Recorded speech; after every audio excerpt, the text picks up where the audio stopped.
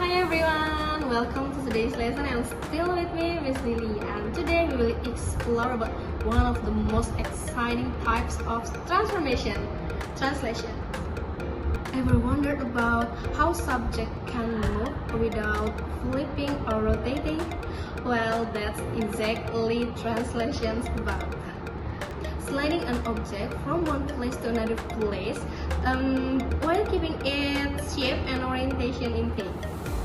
But before we dive into that, let me ask you something. Have you ever noticed how video game characters move smoothly across the screen or how patterns shift on the kaleidoscope? That's translation in action. Now, imagine you are the one controlling these movements, but instead of joystick, we were using math.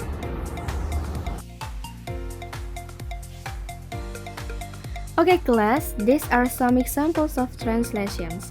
First, a car moving from one place to another, a person on an escalator, a student moving from one place to another, and a child who pushing a table. Well class, another example for translations is sliding skateboard, like on this video. Much like someone on his skateboard, a translation is slide from one location to another. A translation is not change in size, and a translation is not a change in orientation. When translating a point P with coordinates xy, we can use the capital T notation. Or point P with coordinates xy is translated to the new point P prime. Notice that A and B values are correspond with x and y coordinates of the point P as it's translated to P prime, and by applying these values we can find the coordinates of the image P prime.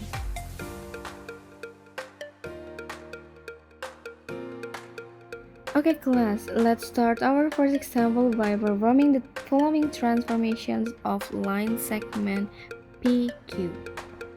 Okay, on line segment PQ, we can start by writing down the coordinates of the endpoints of PQ with P at 3, 0 and Q at 6, -6.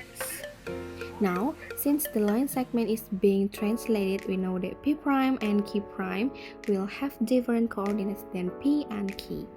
Since our first value is -8, we will subtract 8 from both x values, and remember that x-axis is horizontal. Next value is 4, is correspond with y coordinates. And now that we have our path laid down, we can look at the graph and visualize that line segment PQ being translated to its new location at P prime and Q prime. And finally, we can verify our final coordinates by finding the first x value. 3 minus 8 is -5, and 0 plus 4 is 4. 6 minus 8 is -2, and -6 plus 4 is -2. Notice that these points correspond with our graph for the image of line segment P prime and Q prime. How we can visualize and conceptualize just what it means for a line segment to be translated by sliding it from one location on the coordinates plane to another.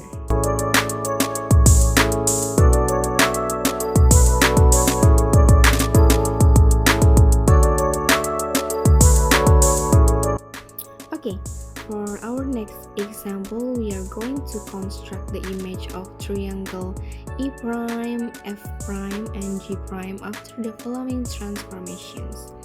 We will start off by writing down the coordinates of the vertices of triangle EFG, and then to find the coordinates of E prime, F prime, and G prime, we will start by applying the values of the translations to the x values is 6. So we are going to add 6 to all of the x values in each coordinate. Positive 6 calls for us to slide 6 units to right horizontally along the x-axis. Next is the y value of -1.